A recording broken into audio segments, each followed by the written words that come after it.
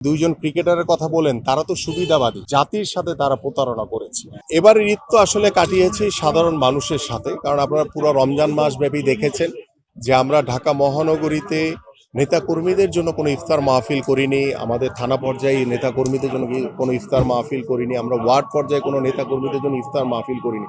আমাদের ইফতার ছিল বিভিন্ন পাড়া মহল্লায়, আনাচে কানাচে, বিভিন্ন ক্রাউডি প্লেসে, পাবলিক প্লেসে, যেখানে সাধারণ মানুষের সবচেয়ে বেশি আনাগোনা, সেই সব জায়গাতে আমরা সাধারণ মানুষের জন্য ইফতার আয়োজন করেছি। এবং আমরা রমজানের ঠিক আগ মুহূর্তে আমরা সাধারণ মানুষের কাছে ইফতার সামগ্রী পৌঁছে দেওয়ার চেষ্টা করেছি। ঈদের ঠিক প্রাককালে আমরা সেই ঈদ উপহার সামগ্রী আমাদের মাননীয় ভারপ্রাপ্ত চেয়ারম্যান মহোদয়ের পক্ষ থেকে পৌঁছে দেওয়ার চেষ্টা করেছি।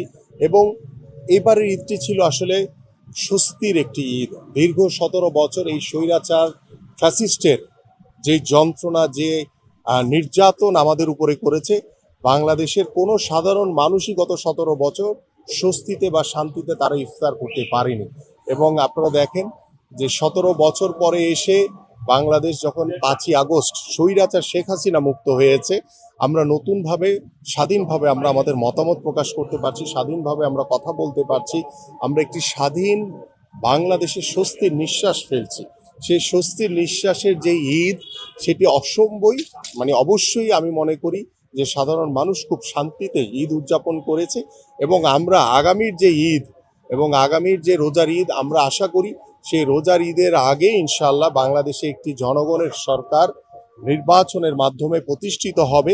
এবং সেই নির্বাচিত সরকারই একমাত্র পারবে যে বাংলাদেশের রাষ্ট্রীয় কাঠামোগুলো যে ধ্বংসস্তূপে পরিণত করেছে, সেই রাষ্ট্রীয় কাঠামোগুলোকে নতুন করে সংস্কারের মাধ্যমে, নতুন করে পুনর্গঠনের মাধ্যমে, নতুন করে ঢেলে সাজানোর মাধ্যমে আমরা একটি সুন্দর সমাজ, একটি সমৃদ্ধশালী বাংলাদেশ এবং একটি মানবিক বাংলাদেশ আমরা গড়ে তুলতে চাই। আমি 2014 সালের 5ই মার্চ বাংলাদেশ জাতীয়তাবাদী দলের একজন কর্মী হিসেবে দলে যোগদান করেছি। এবং যোগদানের পর থেকে ডে 1 থেকে আজকে পর্যন্ত, আপনাদের সাথে কথা বলার আগ পর্যন্ত, দলের প্রত্যেকটি কর্মসূচিতে স্বতঃস্ফূর্তভাবে অংশগ্রহণ করেছি। এবং বাংলাদেশের প্রত্যেকটি গণমানুষের যে দাবি, গণতন্ত্র, এদেশের জনগণের ভোটের অধিকার নিশ্চিত করার জন্য রাজপথে থেকে আন্দোলন করেছি, সংগ্রাম করেছি। আর আপনি যাদের সাথে আমি বারংবার জেল খেটেছি, হ্যাঁ, আমার উপরে শারীরিক নির্যাতন হয়েছে, মানসিকভাবে নির্যাতন করেছে, আমার পরিবারের উপর নির্যাতন করেছে, সারা বাংলাদেশের মানুষের উপরে নির্যাতন হয়েছিল। বাট আপনি যাদের সাথে বললেন, যারা যেই দুইজন ক্রিকেটারের কথা বলেন, তারা তো সুবিধাবাদী, তারা রেডিমেড অবৈধ সংসদের সংসদ সদস্য হয়ে জাতির সাথে তারা প্রতারণা করেছে।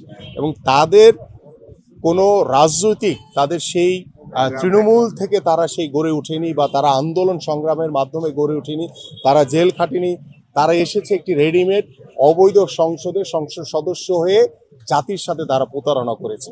এবং তাদের সাথে আমার কাছে মনে হয় যে আমাকে মেলালে এটা ঠিক হবে না। আমরা জানেন যে আমাদের মাননীয় ভারপ্রাপ্ত চেয়ারম্যান যে সবার আগে যে বাংলাদেশ, এই যে কনসেপ্ট তিনি বাংলাদেশের মানুষের সামনে নিয়ে এসছেন, এটার মূল উদ্দেশ্য হচ্ছে যে আমরা বাংলাদেশি, আমাদের বাংলাদেশের যে অর্জন রয়েছে, বাংলাদেশের মানুষের যে প্রত্যাশা রয়েছে, আমরা সেই বাংলাদেশকে সামনের দিকে এগিয়ে নিয়ে যেতে চাই।